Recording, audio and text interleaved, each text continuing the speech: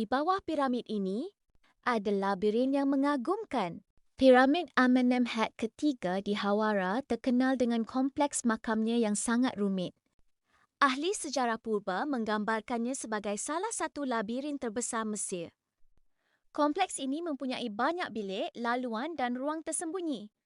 Susunannya sangat kompleks sehingga sukar untuk difahami tanpa panduan. Tujuannya dipercayai untuk melindungi makam raja daripada pencuri. Setiap laluan direka untuk mengelirukan sesiapa yang cuba masuk. Walaupun piramidnya dibina daripada bata lumpur, reka bentuk dalamannya sangat maju. Struktur ini menunjukkan perubahan besar dalam cara Mesir melindungi makam diraja.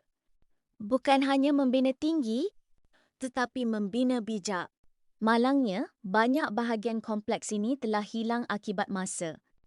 Namun, kisah tentang labirinnya masih menjadikan Hawara antara piramid paling misteri.